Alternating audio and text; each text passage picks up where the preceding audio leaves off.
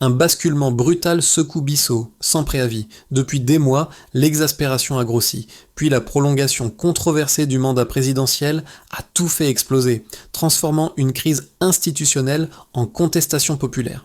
Mais que signifie ce tournant pour la région et pourquoi le nom d'Ibrahim Traoré revient-il comme un modèle autant qu'un avertissement? Si la transition tient, elle peut rétablir confiance et efficacité. Si elle échoue, l'instabilité risque de se propager bien au-delà des frontières. Cette analyse promet une lecture claire de la transition en Guinée-Bissau, sans dramatisation inutile, mais sans détour. Elle mettra en évidence ce qui se joue réellement derrière la chute du gouvernement, la capacité d'un État fragile à retrouver des institutions qui protègent, arbitrent et fonctionnent. Pour le public, l'intérêt est simple: comprendre les risques avant qu'ils ne deviennent contagieux. L'enjeu dépasse la capitale. Si la transition réussit, elle peut restaurer la confiance et stabiliser la fourniture des services publics, offrant un signal rare dans une région déjà sous tension.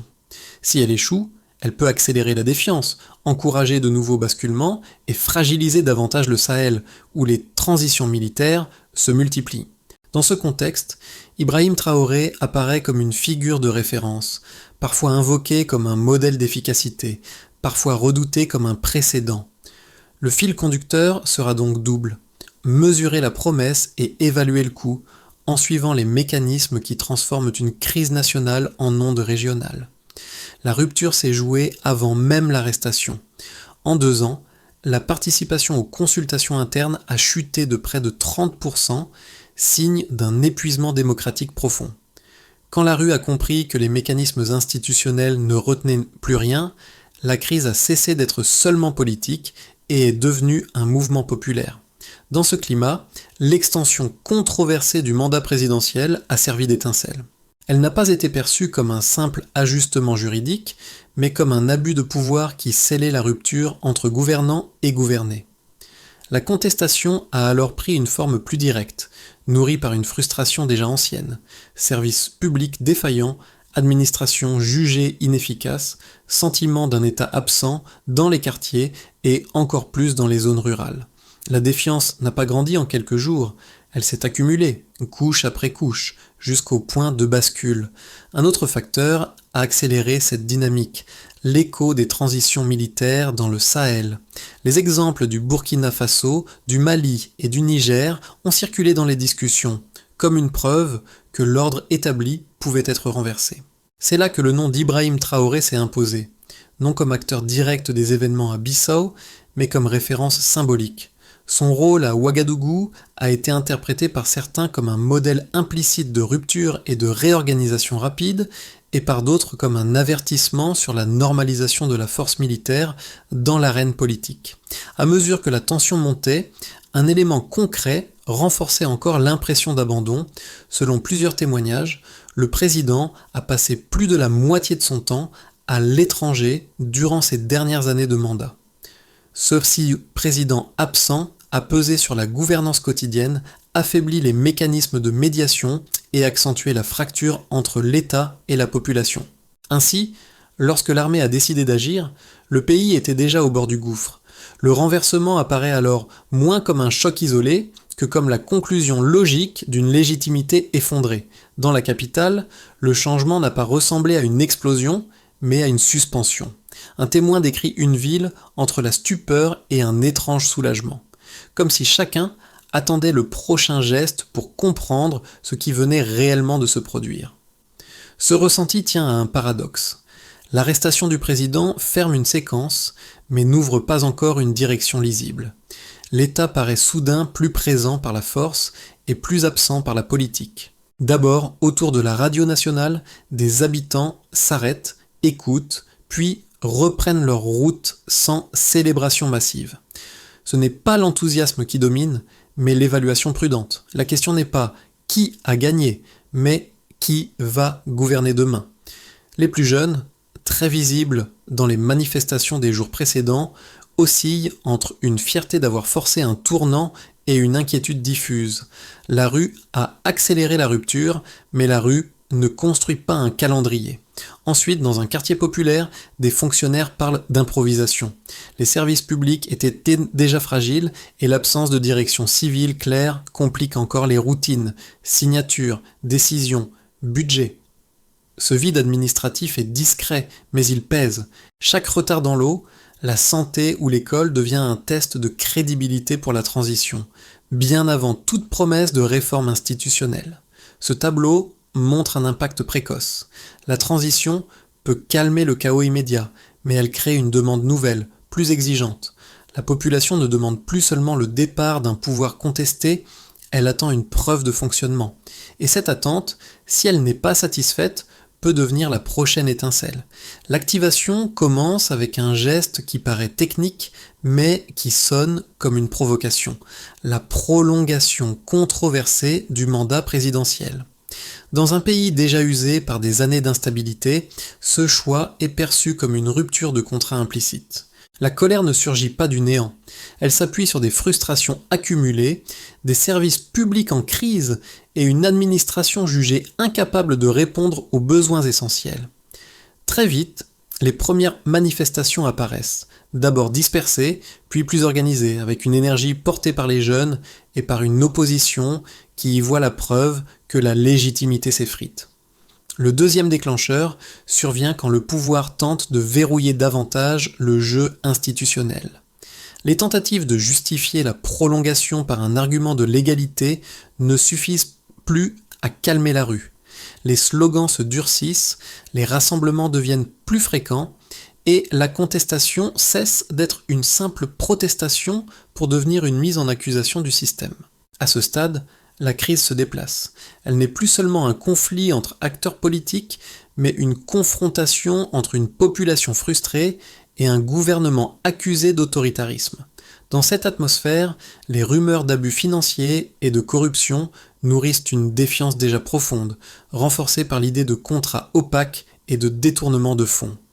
Chaque information, vraie ou supposée, alimente la même conclusion. Le pouvoir ne contrôle plus le récit.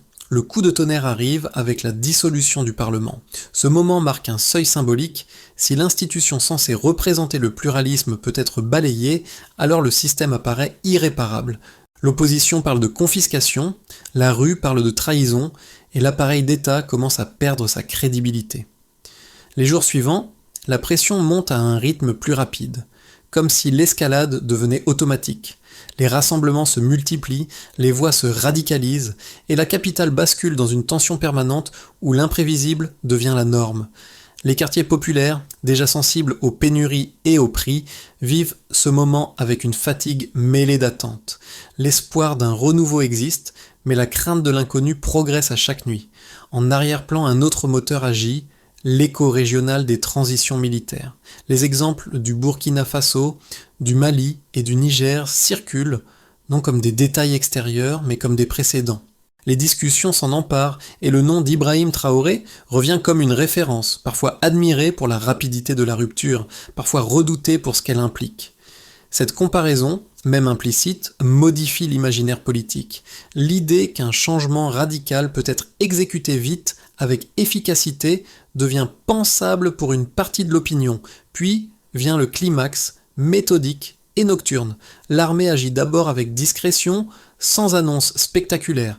Des unités prennent position aux points stratégiques, ponts, axes principaux, radio nationale. L'opération est rapide, contrôlée, largement silencieuse, loin du chaos que beaucoup attendaient. Au matin, la situation est clarifiée. Le président est arrêté et les frontières sont fermées. La capitale réagit par un mélange étrange de soulagement et d'incertitude, comme si la chute du pouvoir réglait une question, mais en ouvrait 10 autres. Les répliques commencent immédiatement.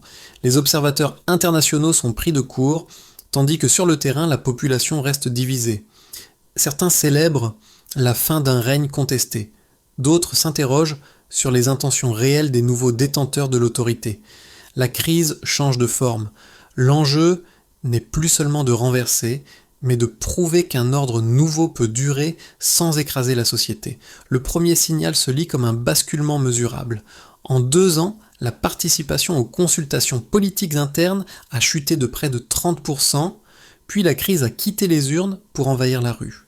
Cette baisse traduit une rupture de confiance, bien avant tout affrontement visible. D'abord, il y a la participation électorale, près de 30% de chute en 2 ans. Elle révèle un décrochage civique et l'idée que voter ne change rien.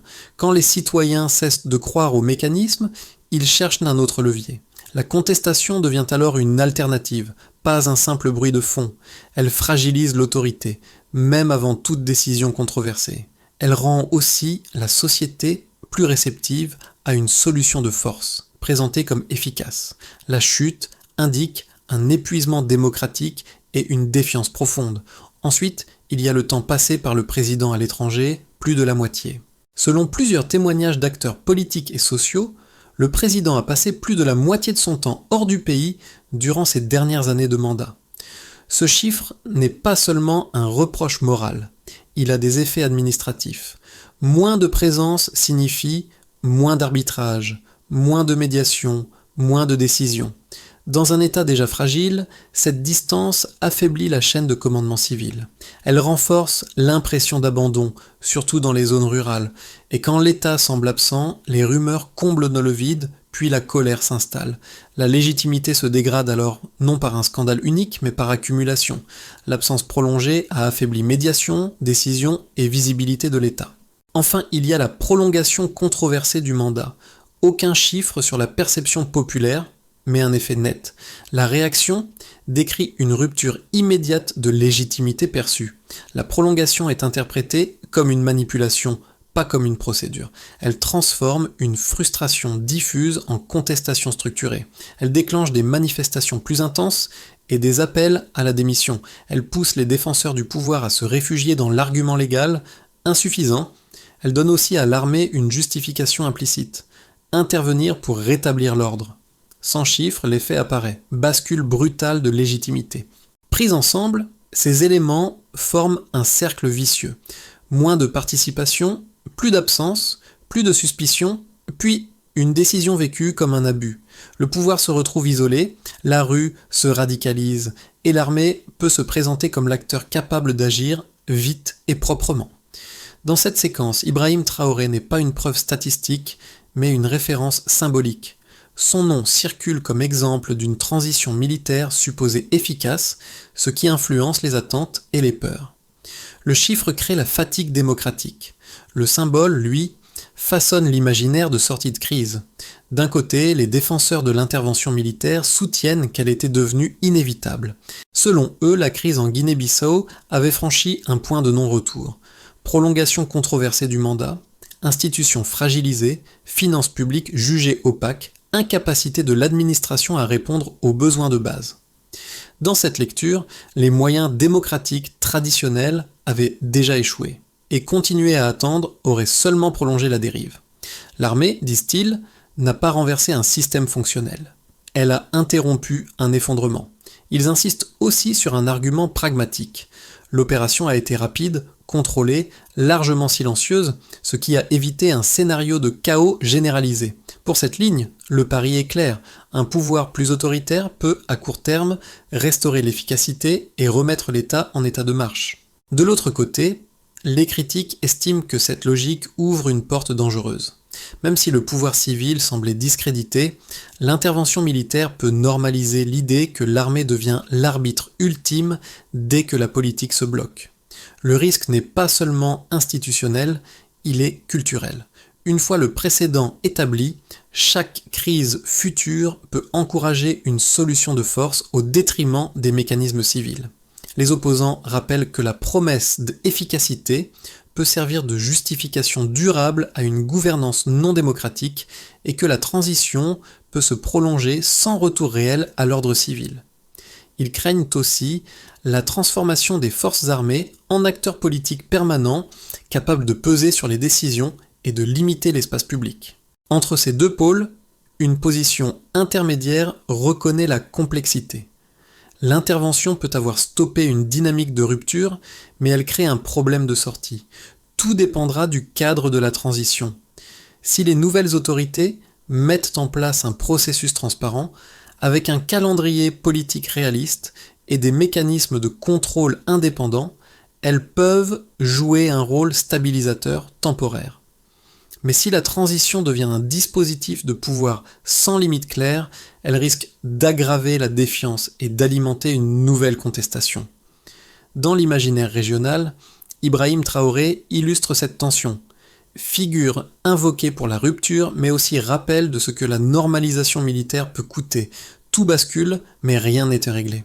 Le véritable tournant ne se situe pas seulement dans l'arrestation du président ou la fermeture des frontières, mais dans la manière dont l'événement est immédiatement lu comme un signal régional. La transition en Guinée-Bissau devient en quelques heures un miroir pour l'Afrique de l'Ouest. Certains y voient la preuve qu'un pouvoir jugé illégitime peut être renversé rapidement. D'autres y lisent la confirmation que la militarisation politique gagne du terrain. Ce glissement de perception est décisif, car il transforme une crise locale en référence, donc en précédent. C'est ici que la figure d'Ibrahim Traoré change de statut. Son nom n'est pas invoqué comme un acteur direct, mais comme un symbole qui polarise, modèle d'efficacité pour ceux qui veulent une rupture nette, figure à éviter pour ceux qui redoutent la normalisation de l'autorité militaire. Cette dualité recompose les attentes. La rue peut espérer un État qui fonctionne, enfin, mais elle peut aussi craindre un pouvoir qui s'installe sans garde-fou. Le point de bascule est donc mental autant que politique. La question n'est plus seulement qui gouverne, mais quelle forme de gouvernance devient acceptable. Pour l'État, l'effet immédiat est un test de continuité. Le vide laissé par la chute du gouvernement met à l'épreuve une administration déjà fragile, obligée de fonctionner dans un cadre improvisé. La crédibilité des autorités dépend moins des discours que de leur capacité à maintenir les services publics et à sécuriser les points stratégiques sans dérive. Dans ce contexte, l'expérience régionale associée à Ibrahim Traoré alimente une attente implicite. Agir vite, mais prouver que l'efficacité ne devient pas une autorité sans contrôle. Pour les entreprises, l'incertitude se traduit par un ralentissement des engagements et une prudence accrue des investisseurs. Les acteurs économiques observent la stabilité réelle, pas seulement l'ordre apparent, car une transition militaire prolongée peut modifier les règles du jeu, les contrats et les priorités. Les secteurs liés aux ressources naturelles, déjà sensibles, deviennent encore plus vulnérables aux suspicions de renégociation ou d'opacité. L'économie, fragilisée par une dépendance à l'aide extérieure et par une gouvernance contestée, risque de se contracter si la confiance ne revient pas rapidement. Chaque jour de flou institutionnel augmente le coût, même sans crise visible. Pour les citoyens, l'effet est ambivalent. Soulagement d'un côté, anxiété de l'autre. La rue a gagné une rupture, mais elle attend maintenant une preuve concrète de fonctionnement, notamment dans les quartiers populaires où l'État semblait déjà absent. La chute de la participation électorale, près de 30% en 2 ans, signalait une fatigue démocratique. La transition peut soit réparer cette fracture, soit la rendre irréversible. Les jeunes, moteurs des mobilisations, oscillent entre l'espoir d'un renouveau et la crainte que la force militaire réduise l'espace de parole. Le risque est que l'enthousiasme initial se transforme en désillusion si la gouvernance quotidienne ne s'améliore pas. Pour la région, l'événement est un indicateur plus large. Les transitions militaires récentes dans le Sahel ont déjà créé un effet de contagion symbolique et la Guinée-Bissau devient un nouvel exemple observé par ses voisins. Certains gouvernements redoutent un précédent où l'intervention de l'armée serait perçue comme une solution acceptable dès que la politique se bloque. D'autres acteurs y voient la possibilité d'un pouvoir plus autoritaire, mais supposément plus stable, capable de rétablir l'ordre sans négociation interminable. Ici encore, Ibrahim Traoré agit comme référence. Son image nourrit à la fois l'aspiration à une rupture efficace et la peur d'une normalisation durable du militaire dans le politique. Si la transition bissau-guinéenne échoue, l'instabilité pourrait s'étendre par imitation, par pression extérieure ou par fragmentation interne. Dans les 6 à 12 prochains mois, 3 trajectoires se dessinent, chacune avec une logique interne et des risques distincts. Aucun scénario n'est certain, chacun dépend de la capacité des autorités à gérer l'ordre, la confiance et la sortie politique. L'important n'est pas de prédire, mais de comprendre ce qui rend chaque voie plausible. Dans la trajectoire la plus sobre, la transition militaire maintient l'ordre et restaure un minimum de fonctionnement institutionnel sans refonte profonde. Les autorités se concentrent sur la sécurité intérieure et sur la gestion immédiate de l'économie en réactivant progressivement les services publics. La rue peut accepter ce compromis à condition de voir des signes concrets, administration opérationnelle, communication régulière, baisse des tensions. Mais la stabilité reste vulnérable, car les attentes populaires peuvent dépasser la capacité réelle de l'État. Si le calendrier politique demeure flou, la défiance peut revenir rapidement, surtout si la transition paraît s'installer. Dans la trajectoire la plus optimiste, les nouvelles autorités parviennent à ouvrir un dialogue constructif avec les acteurs politiques et sociaux et enclenchent des réformes de plus structurantes. La gouvernance devient plus lisible et les institutions sont renforcées avec des mécanismes de contrôle plus clairs. La gestion des ressources nationales est rendue plus transparente et des améliorations tangibles apparaissent dans la fourniture des services publics. La société civile, notamment les jeunes, peut se réengager si elle perçoit un véritable changement de méthode. Ce scénario exige toutefois un leadership stable et une volonté de dépasser les fractures internes. Il exige aussi d'éviter que la référence à Ibrahim Traoré ne soit utilisée comme simple justification d'autorité, mais comme pression pour produire des résultats mesurables. Dans la trajectoire la plus sombre, la transition s'enlise. Des tensions internes à l'armée ou des pressions extérieures paralysent les réformes et fragmentent l'autorité. Les factions se concurrencent, la gouvernance se durcit et la population, après un moment d'espoir, retombe dans une lassitude profonde. L'instabilité économique s'aggrave, prix, pénurie, infrastructures et fuite des engagements. Les protestations peuvent reprendre, plus difficiles à contenir, et la transition devient un cycle. Le danger est alors double, affaiblissement durable des institutions et normalisation de l'intervention militaire comme mode régulier de succession. Au lieu de suivre uniquement les déclarations, il faut observer 3 signaux simples: continuité des services publics, transparence du calendrier politique et capacité à éviter la dérive autoritaire tout en livrant de l'efficacité. C'est sur ces critères que la transition prouvera si elle est refondation ou simple parenthèse. Pour une grande partie du public, la transition paraît lointaine, presque abstraite. Pourtant, ces effets se déposent d'abord sur des trajectoires individuelles, surtout chez les jeunes qui ont porté les mobilisations et qui vivent déjà dans un environnement d'instabilité chronique. Leur attente n'est pas seulement politique, elle est quotidienne. École, emploi, santé, sécurité, possibilité de se projeter. Quand l'État se reconfigure, ce sont les services concrets qui deviennent la première preuve de crédibilité, bien avant toute réforme constitutionnelle. Il y a d'abord un impact sur la confiance, une chute marquée de la participation électorale, déjà observée, suggère que beaucoup ne croient plus aux mécanismes classiques. La transition peut soit réparer cette fracture en montrant une gouvernance plus efficace, soit l'approfondir si elle remplace la déception démocratique par la résignation. Ensuite, il y a l'impact sur le coût de la vie.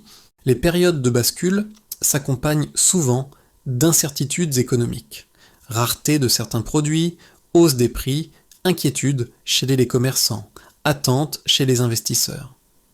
Même sans effondrement visible, le simple flou institutionnel agit comme une taxe invisible sur la vie quotidienne. Enfin, il y a l'impact sur la liberté de parole et le sentiment de sécurité. Certains citoyens peuvent ressentir un apaisement immédiat si l'ordre est maintenu, tandis que d'autres craignent une gouvernance militaire prolongée qui réduirait l'espace public. Ce dilemme est particulièrement fort pour les jeunes. Ils aspirent à un État qui fonctionne, mais redoutent un modèle où l'efficacité se paie par la fermeture. Dans ce contexte, 2 gestes simples peuvent aider à tenir. Suivre des indicateurs concrets et soutenir des espaces de dialogue locaux pour éviter que la transition ne confisque la voie civile.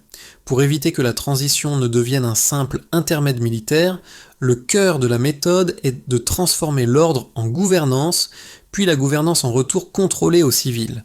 Cela demande une séquence lisible, avec des responsables identifiés et des indicateurs publics, afin que la population puisse mesurer autre chose que des promesses. D'abord, il faut réactiver l'état de base. Les autorités de transition doivent remettre en marche les administrations locales, clarifier la chaîne de décision et garantir la continuité des services essentiels. Qui fait quoi doit être rendu public. Santé, éducation, eau, documents administratifs. Une mesure simple peut servir de repère, disponibilité des médicaments et réduction des délais de traitement. Ensuite, il faut sécuriser sans étouffer. L'armée doit assurer les points stratégiques, mais aussi établir des règles de conduite transparentes et un mécanisme de plainte accessible. Le but est d'éviter que la sécurité devienne une peur. Un indicateur utile consiste à publier régulièrement le nombre d'incidents signalés et le temps de réponse. Puis, il faut mettre à plat les finances publiques. Un contrôle budgétaire minimal et indépendant doit être instauré. Priorité, dépenses publiques, contrats sensibles et lutte contre les circuits opaques évoqués par la société. Une mesure concrète peut être la publication mensuelle de 3 postes budgétaires clés. Après cela, il faudra renégocier les secteurs stratégiques. Bois, pêche, noix de cajou. L'objectif est d'introduire des règles de transparence et des mécanismes de redistribution locale. Un repère possible, liste des contrats révisés avec critères publics. Enfin, il devient crucial de fixer un calendrier politique réaliste. Ni précipitation, ni suspension infinie. Un calendrier gradué, surveillé par un organe de contrôle indépendant, doit être annoncé et tenu. Une mesure simple, des jalons datés et vérifiables. Dans ce cadre, la référence à Ibrahim Traoré peut servir d'aiguillon, non pour copier un modèle, mais pour rappeler qu'une transition se juge à la sortie, pas à la prise.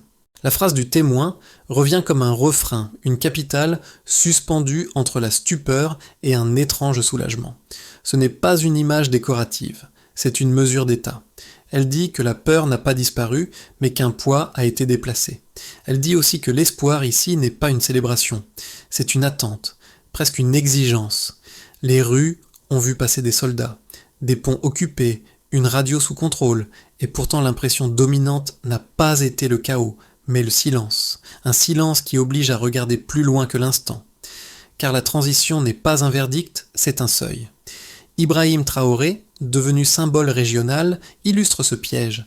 La rupture peut sembler efficace, mais l'efficacité ne prouve pas la légitimité, et la légitimité ne se décrète pas.